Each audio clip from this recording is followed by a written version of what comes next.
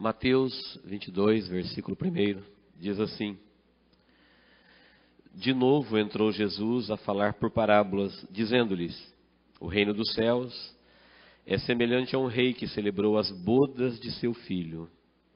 Então enviou os seus servos a chamar os convidados para as bodas, mas estes não quiseram vir. Enviou ainda outros servos com esta ordem: Dizei aos convidados: Eis que já preparei o meu banquete, os meus bois e cevados já foram abatidos, e tudo está pronto. Vinde para as bodas. Eles, porém, não se importaram e se foram, um para o seu campo, outro para o seu negócio. E outros, agarrando os servos, os maltrataram e mataram. O rei ficou irado e, enviando as suas tropas, exterminou aqueles assassinos e lhes incendiou a cidade. Então disse aos seus servos: Está pronta a festa, mas os convidados não eram dignos. E depois, para as encruzilhadas dos caminhos, e convidai para as bodas a quantos encontrardes. E saindo aqueles servos pelas estradas, reuniram todos os que encontraram, maus e bons, e a sala do banquete ficou repleta de convidados. Entrando, porém, o rei para ver os que estavam à mesa, notou ali um homem que não trazia veste nupcial. Perguntou-lhe: Amigo, como entraste aqui sem veste nupcial? E ele emudeceu. Então ordenou ao rei e aos serventes: Amarrai-o de pés e mãos e lançai-o para fora, nas trevas. Ali haverá choro e ranger de dentes, porque muitos são chamados, mas poucos escolhidos. Quero tomar este texto por base para nós meditarmos sobre a cura do indiferentismo. Não sei se você já pensou na indiferença ou no indiferentismo como um mal que atinge a humanidade, principalmente nos nossos dias. A Bíblia chama a indiferença de uma doença devastadora.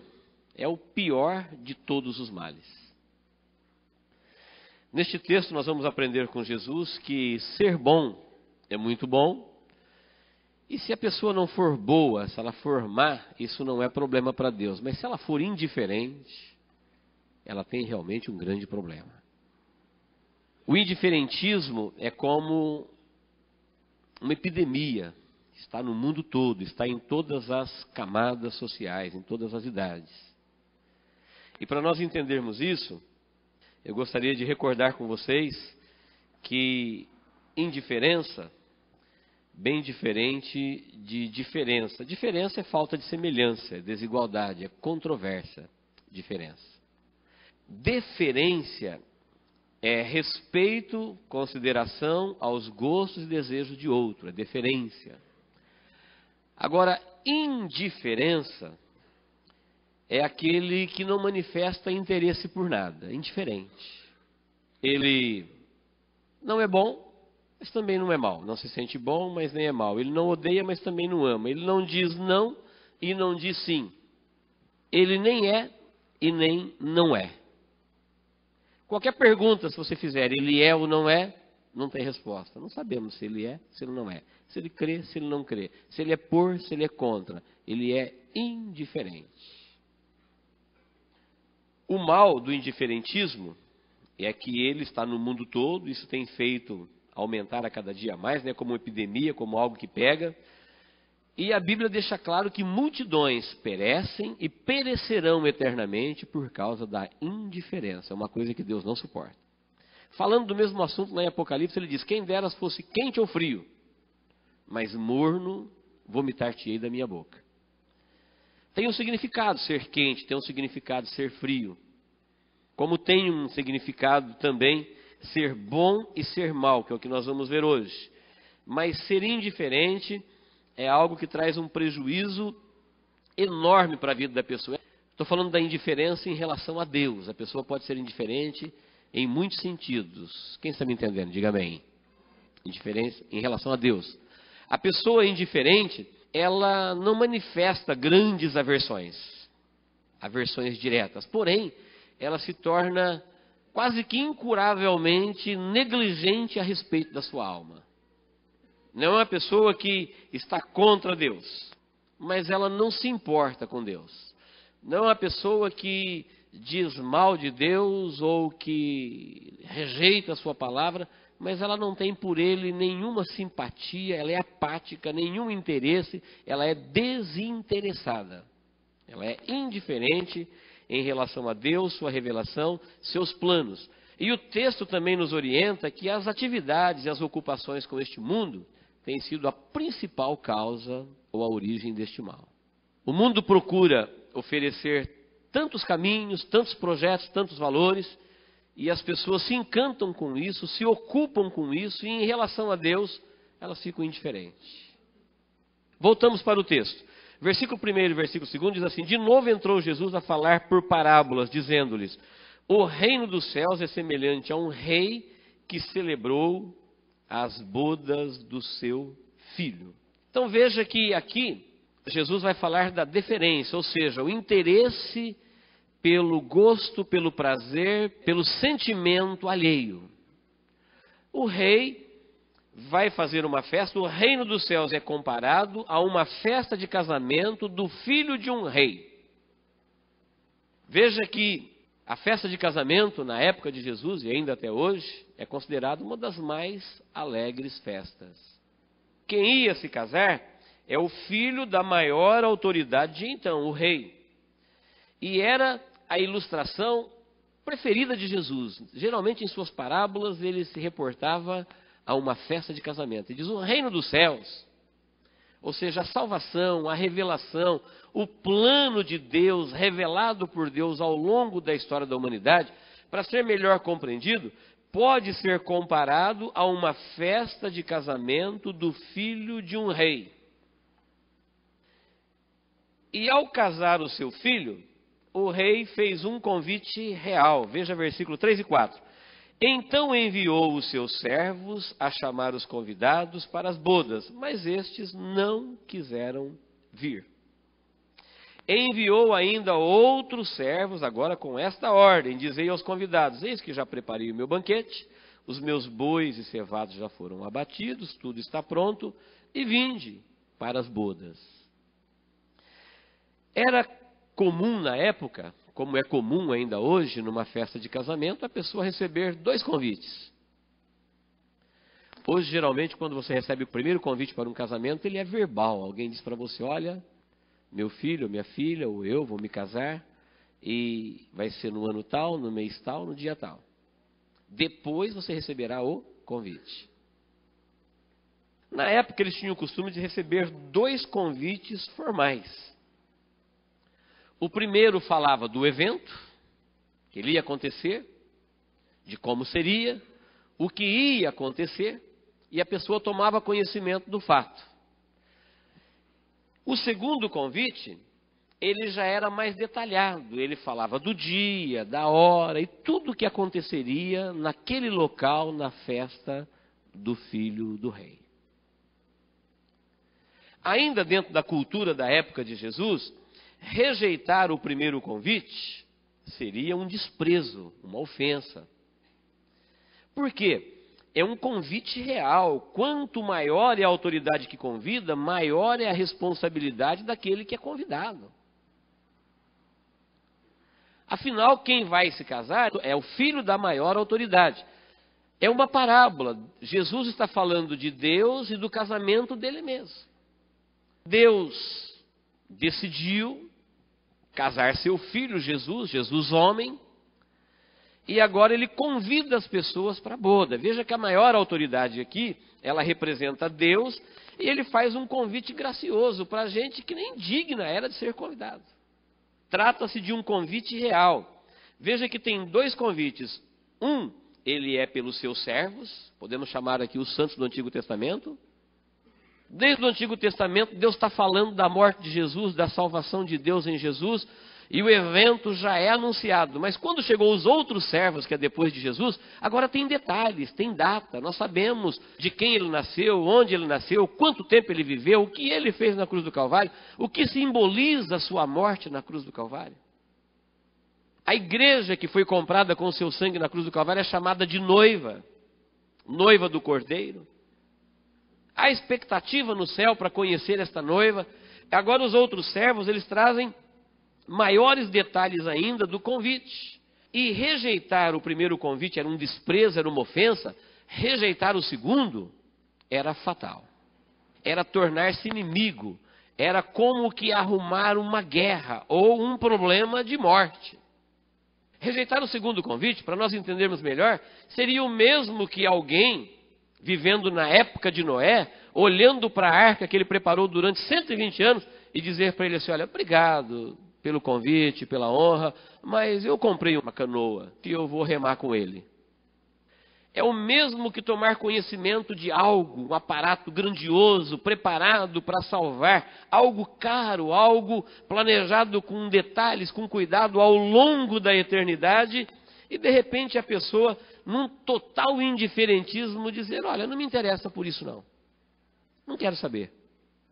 E como eles insistiram no convite, porque tudo foi cuidadosamente preparado, eles não se contentando em serem indiferentes, começaram a matar, começaram a espancar, a bater, e chegaram até matar os mensageiros que levavam o convite.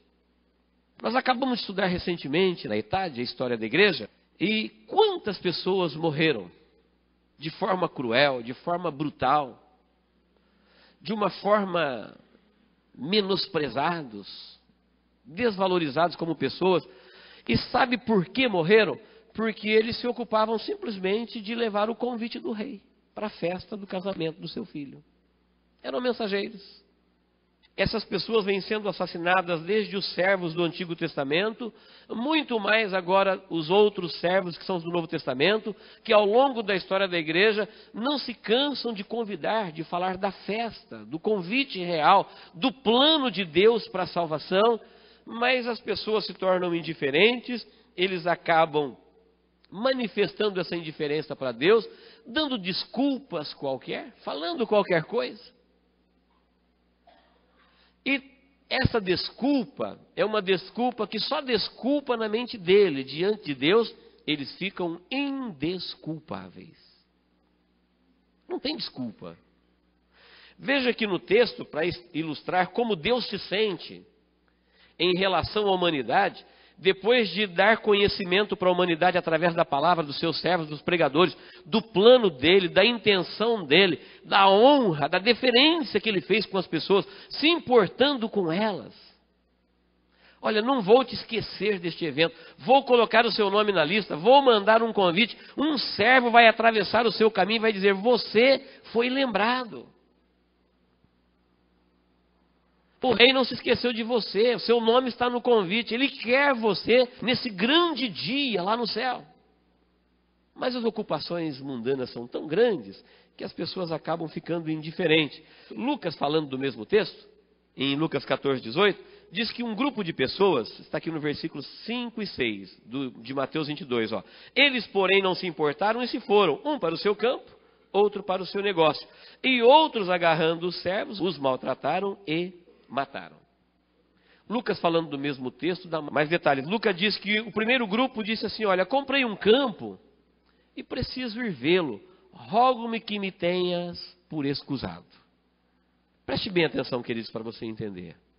Um convite real, uma festa do casamento, da maior autoridade, a pessoa é lembrada, o nome dele está no convite, o servo vai lá graciosamente falar para ele que o rei quer vê-lo no banquete. É uma festa muito especial. E sabe o que ele diz? Comprei um campo, um pasto, comprei uma terra e eu preciso ir vê-lo, quero ver o meu campo. Fala para o teu rei, me desculpa, rogo que me tenha por escusado. Primeiro, que um judeu jamais compra um campo sem ver. Segundo, se ele comprar um campo sem ver, já comprou mesmo, não precisa ser visto já. Ninguém rouba campo. Já viu alguém roubar campo? Não, o roubo de um campo tem que ser através de fraude, de escrituras. Não é como roubar um objeto, tem que ir lá ver. Até ver um campo se torna um motivo para se desculpar para não querer se posicionar em relação ao convite de Deus para a vida dele para participar da festa. Uma desculpa totalmente indesculpável. O segundo grupo diz assim: comprei 5 juntas de boi e vou experimentá-los. Mas justo no dia do casamento do filho do rei, quantas vezes alguém se esquiva de um compromisso qualquer, porque ele diz: nessa data eu tenho um casamento.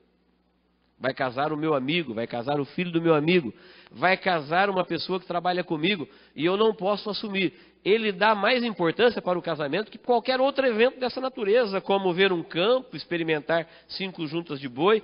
E um terceiro grupo diz ainda assim: casei-me, por isso não posso ir. Estou ocupado com os afazeres da casa, assistência à família, e por esse motivo eu não posso comparecer. Rogo que me tenhas por escusado. O que Jesus quer nos ensinar é como uma festa dessa pode ser ignorada, como o plano de Deus pode ser tão desprezado, quando Deus valoriza tanto o ser humano a ponto de convidá-lo para uma festa eterna nos céus. Nós estamos estudando nos grupos de estudo agora a respeito de Jesus. Estudamos todo o primeiro semestre e vamos continuar estudando o segundo semestre. Parece que não tem muita coisa para estudar a respeito de Jesus. Mas Jesus é, da parte de Deus para a humanidade, tudo que a humanidade precisa. Nele nós temos todas as respostas de Deus e nele nós temos todas as providências de Deus. Se nós não entendemos ainda essas providências, respostas, é porque nós não nos interessamos ainda pelo assunto. São problemas que existem, que têm resposta, mas eu ainda não sei. São problemas que têm solução, mas eu ainda não sei a solução. Sabe por quê? Porque eu ainda não me interessei por este assunto.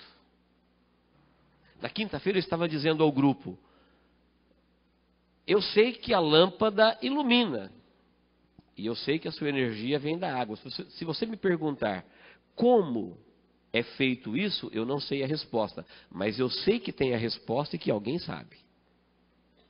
Se você me perguntar como o microfone sem fio funciona, eu sei que ele funciona. Ele tem uma base e ele transmite, mas se você me perguntar como, qual é o processo, como ele capta o som, como ele emite o som, como ele transmite o som, como é que funcionam as ondas, eu não sei. Mas tem resposta, eu só não sei. Se você me perguntar sobre a lei da gravidade, eu sei que ela funciona. Mas se você me perguntar mais a respeito desta lei física, eu não sei. Mas essas respostas que eu não sei, existem. Eu só não sei. Mas elas existem. As pessoas que sabem, para saber essa resposta, eles estudaram, fizeram uma faculdade.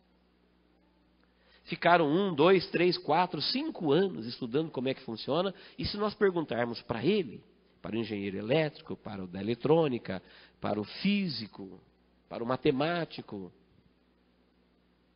para quem estudou qualquer outro tipo de ciência, ele tem a resposta, porque ele se interessou pelo assunto e agora ele estudou, e porque ele estudou, então agora ele tem a resposta. Mas o fato de eu não saber não quer dizer que a resposta não existe, eu só não sei. E em Jesus tem tanta coisa boa para a minha vida que eu ainda não sei. Sabe por quê? Porque eu não me interesso pelo assunto. Fico indiferente.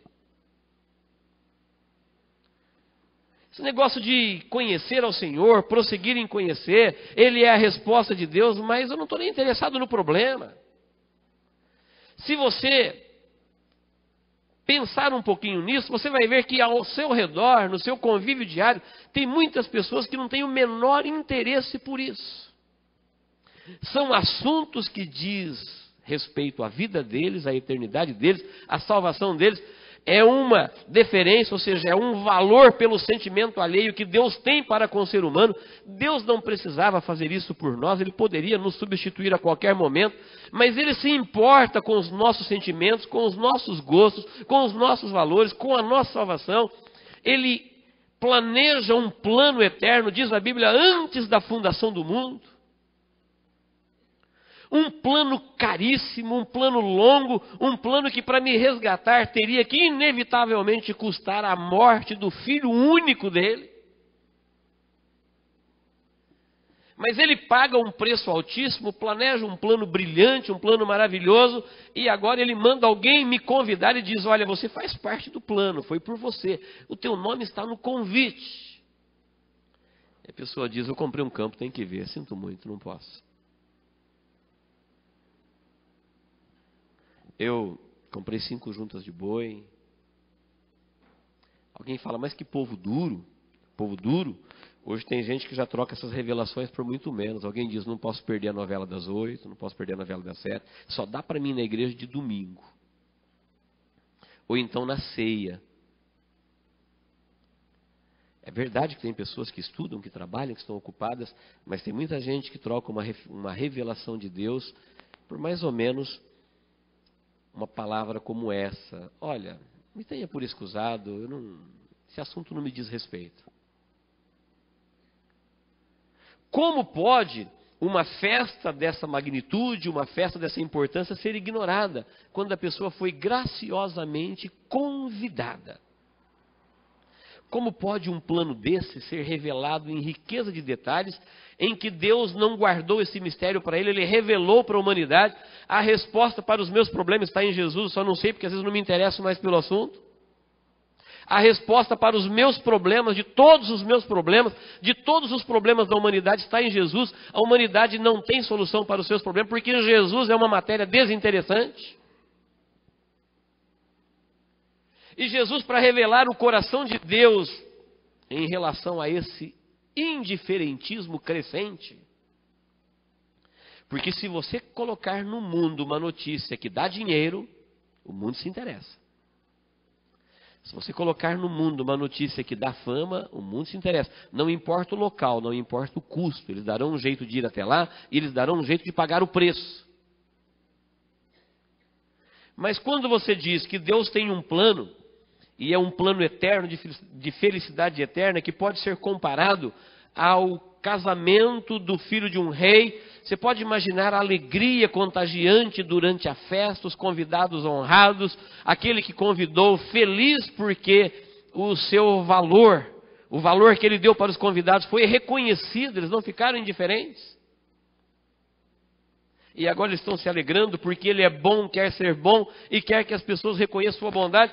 Mas de repente eles dizem, comprei, eu tenho que experimentar, eu tenho que ver, eu não posso ir, rogo que me tenha por escusado. O que nós temos no versículo 6 e 7 é um Deus irado. Versículo 6 diz assim, e outros agarrando os servos o maltrataram e mataram. O rei ficou irado e enviando as suas tropas exterminou aqueles assassinos e lhes incendiou a cidade. Eu creio que você já entendeu o que o texto está dizendo. Os primeiros que receberam essa ira de um Deus irado foram os judeus. Quando Pilatos perguntou, mas e Jesus? Crucificam. Mas ele não fez nada que o faça digno de morte. Crucificam a si mesmo. A gente não aguenta mais esses mensageiros dele falando o tempo todo que nós precisamos ouvir Deus. Não aguentamos mais. Crucificam. Mas e o sangue dele? Eu lavo as minhas mãos. O sangue dele caia sobre nossa vida e nossos filhos. Caiu. A cidade foi destruída, foi incendiada, os seus filhos foram mortos, muita gente morreu. Eles mataram muitos profetas, mas muita gente morreu também por causa dessa matança de profetas. Nós temos aqui um Deus irado, destruindo a cidade, destruindo uma nação, e agora insiste na festa e chama os outros servos. Aqui entra a igreja. Até aqui os primeiros servos é o Antigo Testamento e o primeiro povo a ser convidado é Israel. Israel foi endurecendo o coração, foi rejeitando a mensagem, não quis mais saber, se interessou por ser igual às demais nações, um rei, e se ocupou demais com as coisas do mundo, se esqueceu do propósito de Deus com a vida deles, e por fim, o comportamento deles para com Deus determinou o comportamento de Deus para com eles. E eles foram cortados E muita gente morreu, muito sangue foi derramado, porque o rei estava irado, ele preparou a festa cuidadosamente. Versículo 8, volte comigo ao texto. Então disse aos seus servos: está pronta a festa, mas os convidados não eram dignos. Queridos, aqui nós temos uma mensagem direta para o nosso coração. Como que os convidados não eram dignos se eles eram convidados? Os convidados não eram dignos. Se não eram dignos, então por que foram convidados? Não é que eles não eram dignos. O que é que deixa uma pessoa digna de participar de uma festa? É o convite. Quando que uma pessoa é bem-vinda? Quando ela está autorizada? Quando ela é digna de participar de um evento em que não está aberto ao público? Quando ela tem o convite. Não importa se ela é boa ou se ela é má.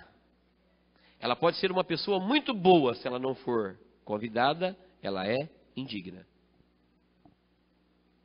Ela pode ser uma pessoa muito má, se ela estiver de porte do convite, naquele ambiente ela é digna, ela foi convidada. Sabe o que Jesus está dizendo? Não é que eles não eram dignos, ninguém é digno. Mas o fato deles terem sido convidados deixou eles numa posição de dignidade. Eles eram dignos porque eles foram convidados. Deus fez uma aliança com Abraão, estendeu essa aliança a toda a sua geração. E agora quem era descendente de Abraão, eles estavam nacionalmente convidados. A promessa era primeiro para eles. Quando eles rejeitaram o convite, eles se tornaram indignos. Sem convite ninguém é digno. Em lugar nenhum, muito mais no céu. Imagine alguém chegando no céu por méritos próprios. Imagine alguém morrendo aqui, se ele conseguisse se apresentar no céu e dizer: quem te deu o direito de entrar aqui? Quem te convidou? O que você está fazendo aqui? Quem é você?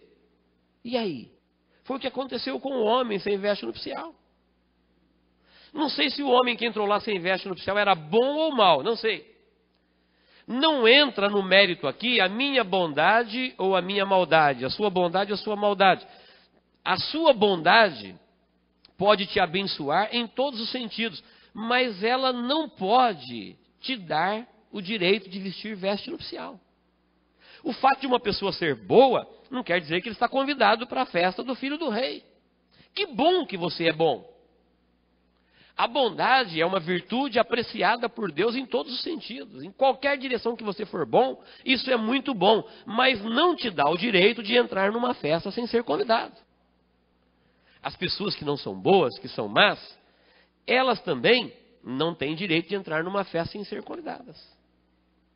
E é aqui que o inimigo faz um verdadeiro terrorismo teológico na mente das pessoas e consegue contagiá-los ou contaminá-los com o indiferentismo.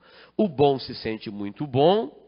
E por ser bom, ele vê tanta maldade para baixo, ou para frente, ou para os lados, que ele já se sente meio cidadão do reino dos céus. Então ele acha que ele não precisa de convite.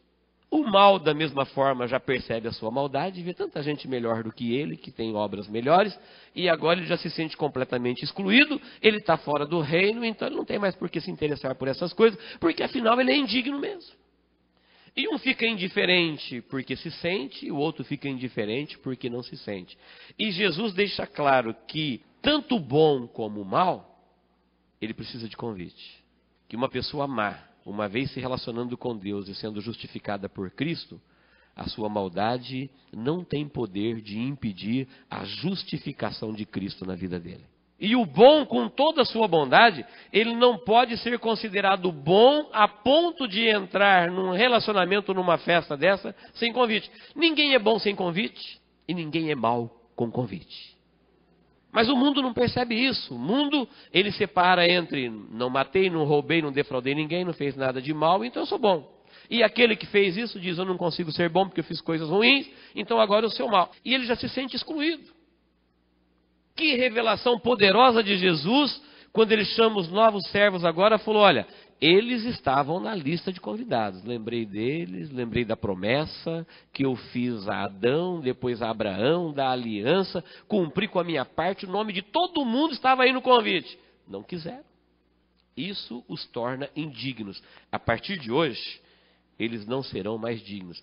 Queridos, isso é tão devastador que a partir deste momento que eles rejeitaram Jesus, a nação de Israel virou um trapo.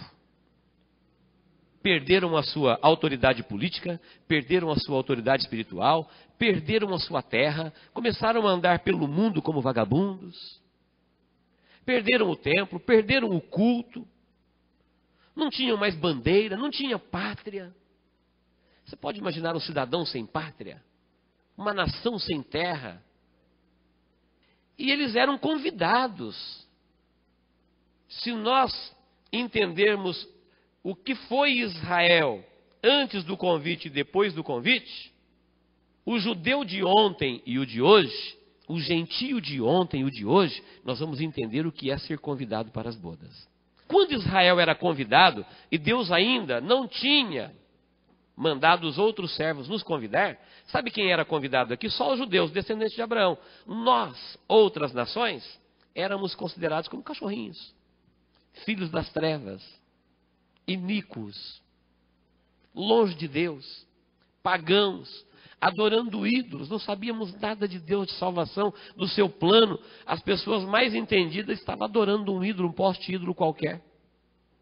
As demais nações fora de Israel estavam sacrificando seus filhos a demônios, cultuando a demônios. É assim que todas as nações viviam. Mas Israel, no plano de Deus, por estar convidado, por receber as revelações, Israel estava adorando ao Deus único, aprendendo sobre Deus, sobre a criação, sobre o plano de Deus, sobre a revelação. Eles estavam no plano do rei. Quando eles rejeitaram o convite, agora Deus falou, isso os torna indignos. Faz o seguinte agora, pega os outros servos e convida todas as demais nações. Sai para todas as cidades, por todas as ruas, por todos os becos, vielas, caminhos. E quem vocês encontrar agora, quem vocês encontrar, diga para eles desta festa do reino dos céus e que eles estão convidados. Que o bezerro cevado já foi morto, que está tudo preparado, a mesa está posta. Eu estou aguardando eles chegarem aqui para nós começarmos a festa. Convide qualquer um. Quem você convidar, está convidado. Inverteu. Israel ontem e hoje, Israel hoje está cortado. Os gentios ontem ignorados, idólatras, pagãos, hoje são honrados. Hoje nós estamos numa posição privilegiada como estava Israel no Antigo Testamento. Hoje a pessoa pode até ficar indiferente, mas é uma revelação de Deus. Ele acredita se ele quiser, ele está nos planos de Deus, ele está convidado, a mesa está posta, o casamento acontecerá, Deus aguarda que ele aceite o convite, tudo está cuidadosamente da parte de Deus preparado em Jesus para todas as nações, para todas as pessoas, em todos os lugares, tanto bons como maus. Se você encontrar uma pessoa muito boa, pode dizer para ela que Deus quer salvá-la e levá-la para o céu. Que ele está convidado para participar das bodas do Cordeiro. Se ele achar que ele é muito bom e não precisa de convite, sem convite ninguém é digno, por melhor que ela seja.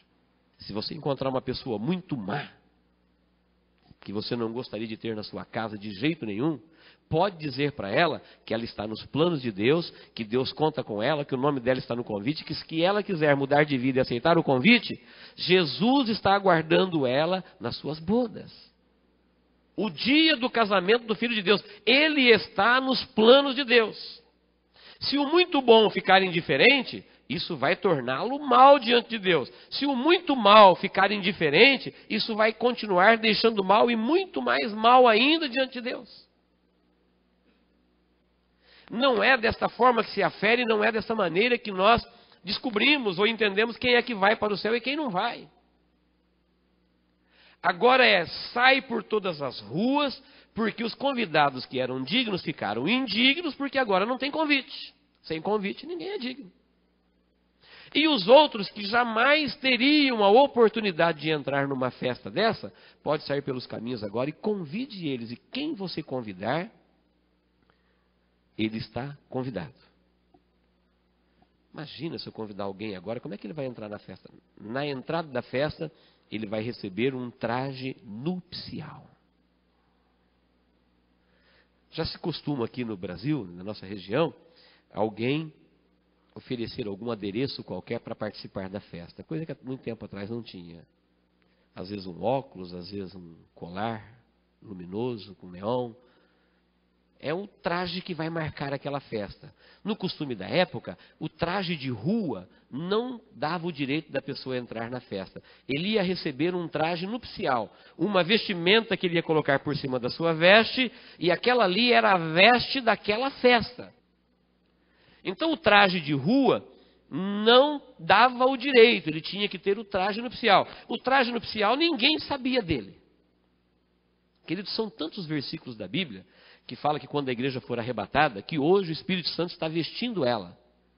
Que quando a noiva estiver pronta, quando ela estiver vestida, quando a trombeta tocar, aí é que os anjos, arcanjos, querubins e toda a criatura celestial vai ver que tipo de veste que ela vai estar vestida, porque nós não temos nem ideia. Quando fala de veste de noiva, a gente imagina um vestido de noiva. Mas eu sei que para vestir milhares e milhares de pessoas, não sei como será isso. Mas a Bíblia fala que ela já se aprontou, ela já está vestida, e uma voz vai dizer no céu, está lá em Apocalipse 19, 7 e 8, vinde, exultemos, cantemos, vamos nos alegrar, porque a esposa, a noiva do Cordeiro já se vestiu. Ela se vestiu, e ela está ali naquele versículo de Apocalipse 19, 8, subindo para o céu no dia do arrebatamento para participar das bodas do Cordeiro. Hoje nós estamos sendo convidados, estamos numa posição privilegiada. E quantas vezes nós deixamos Deus perceber uma certa indiferença no nosso coração? Somos pobres de assuntos que não nos interessam. Somos carentes de coisas que nós não damos valor. Estão reveladas, está no plano de Deus. Deus se ocupou, Deus gastou muito tempo da sua vida eterna planejando.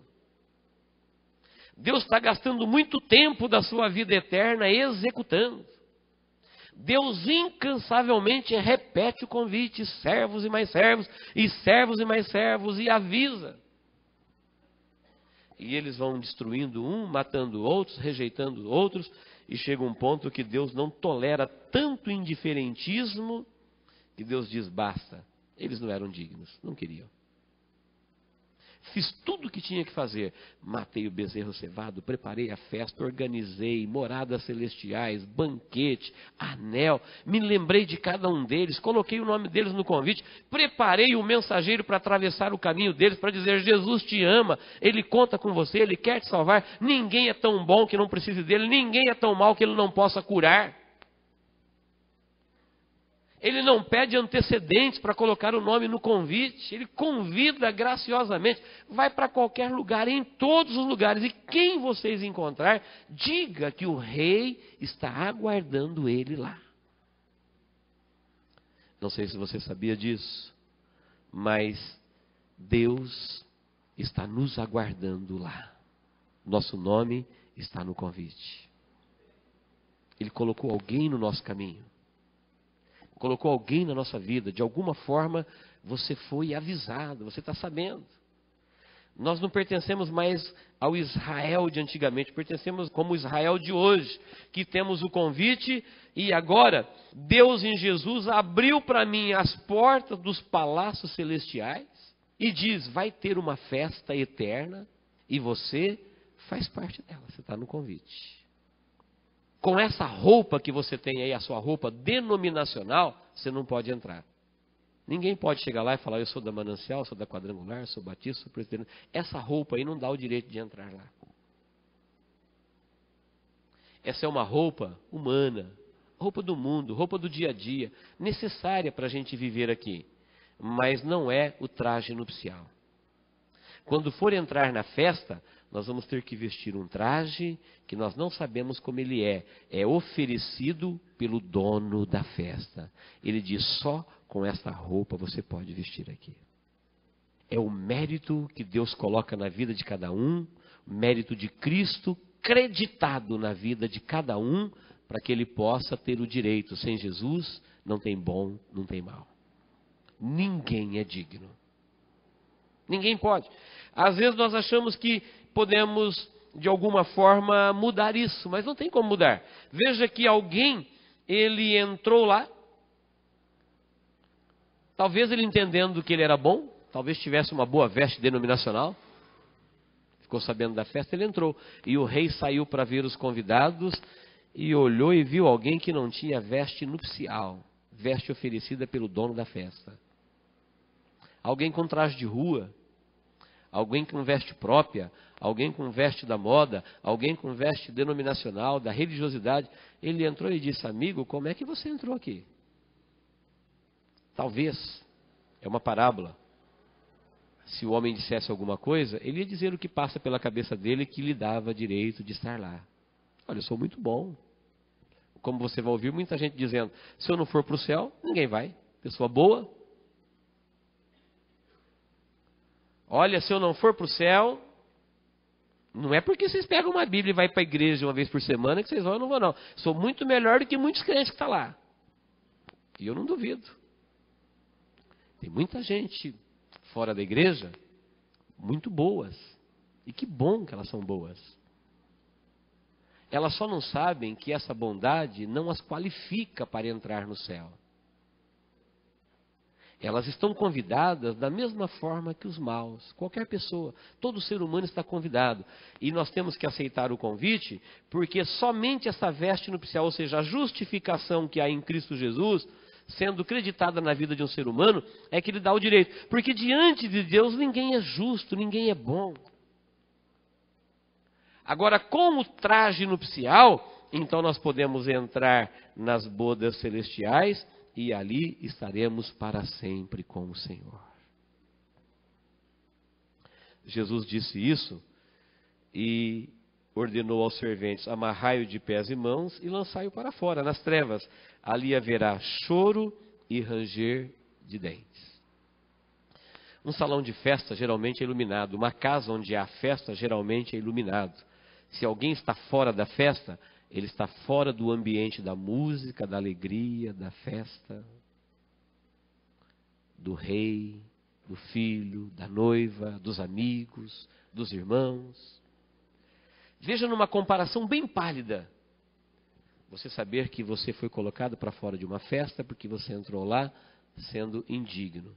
Os irmãos podem imaginar quando esse nosso planeta apagar as luzes definitivamente e uma parte dos moradores da terra ir para o que a Bíblia chama de trevas exteriores, e uma outra parte ir para um lugar lindo, iluminado, na presença de Deus, e lá tem dança, lá tem música, lá tem alegria, lá tem festa, eles estão em extrema felicidade, e todos estavam de posse do convite para ir para lá, mas alguém indiferente a tudo que o rei havia preparado, não se importou. Não quero saber disso. Eu tenho que cuidar dos meus bois, tenho que cuidar da minha casa, tenho que cuidar do meu campo.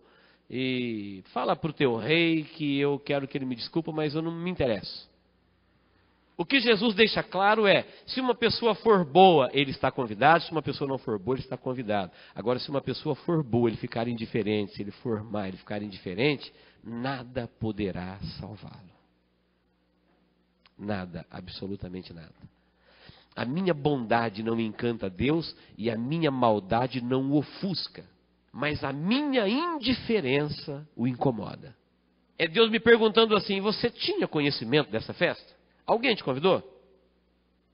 Alguém apareceu no seu caminho e te falou disso? Você sabia disso?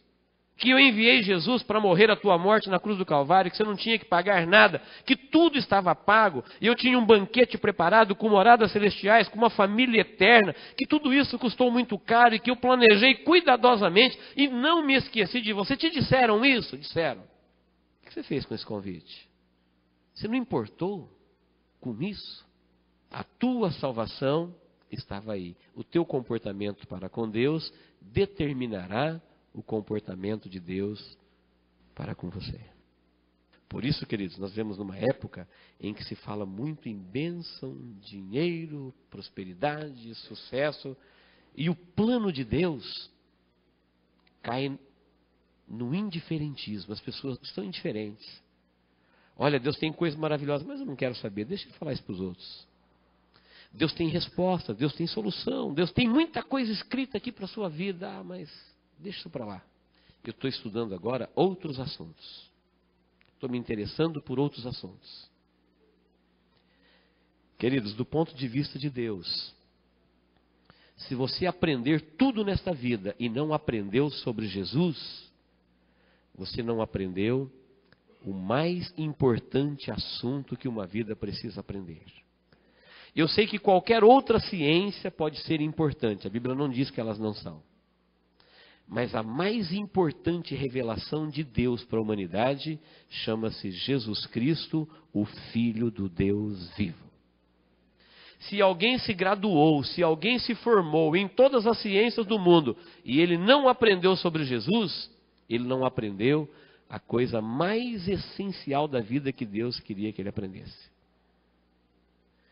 Se alguém herdou patrimônios, fama, herança, se alguém galgou, conquistou, construiu, fez impérios multinacionais, posições, se alguém fez muita coisa nessa vida, mas ele não herdou a graça de Deus sobre a vida dele, ele não herdou nada. A mais importante herança que o ser humano pode ter para a sua vida, que vale para a vida eterna, ele não tomou conhecimento e não tomou posse dela, ele não herdou nada. Se alguém andou em qualquer direção, mas não deu um passo em direção a Jesus, ele perdeu a maior oportunidade da sua vida, depois de andar por tantos caminhos, dar um passo na direção daquele que veio do céu à terra, andando na direção dele. Jesus deixa claro que para Deus, bons e maus estão na mesma posição. Para os homens, bons e maus, tem muita diferença. Mas se nós não tivermos vestidos com a veste nupcial, a nossa bondade não pode nos salvar e a nossa maldade também não pode nos salvar. Ninguém é salvo de uma outra forma. É preciso que ele tenha conhecimento do plano de Deus, mesmo que ele seja bom, ou ainda que ele seja mau. Ele precisa saber deste plano, deste convite, porque a partir daí, tudo na sua vida muda. O bom vai entender que bom é Jesus, e o mal vai entender que em Jesus ele pode deixar de ser mal, porque Jesus é bom na vida de todas as pessoas. Amém, irmãos? Que Deus nos abençoe em Cristo Jesus. Vamos orar. Peça para Deus colocar no seu coração interesse por Ele. Peça para Deus te iluminar, porque você quer ver as revelações dele. Não fique indiferente. Não fique negligente. Deus se importa conosco. Deus não se esqueceu de nós. Que privilégio, que honra.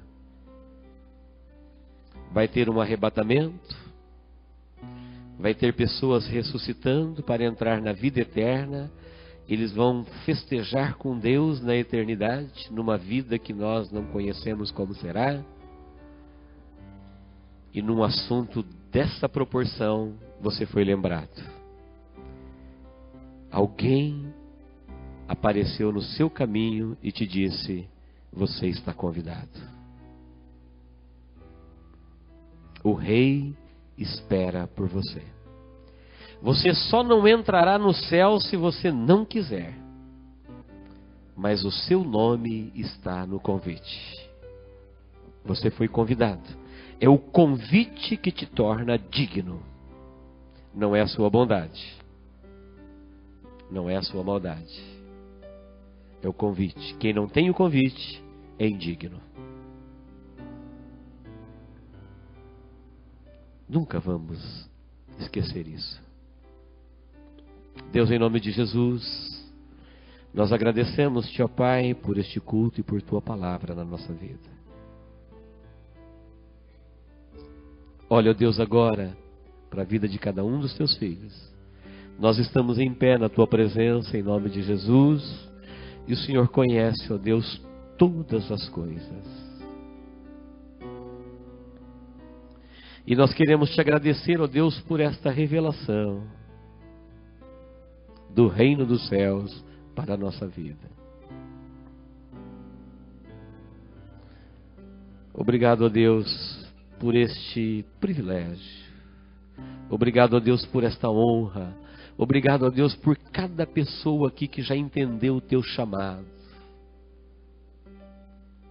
E hoje são teus filhos, são teus servos, são mensageiros. Que estão aqui, ó Deus, para te louvar, para te adorar, e para sair, ó Deus, pelas ruas, pelos caminhos, pelos valados, para dizer, ó Deus, que tudo está preparado. Que o Senhor já preparou todas as coisas, e que todos que quiserem podem ir para a festa. É só receber o convite do Rei. Meu Pai, olha para cada um aqui na sua necessidade. Olha para cada um aqui, Senhor, na sua história de vida. Olha para cada um aqui, Senhor, vivendo a vida que está vivendo. E ajuda, ó Deus, a cada um na sua necessidade. Entra, ó Deus, no destino de cada um. Entra, ó Deus, nas decisões de cada um. E cumpra, ó Pai, aquilo que lhe apraz, para que o teu nome seja glorificado na vida deles.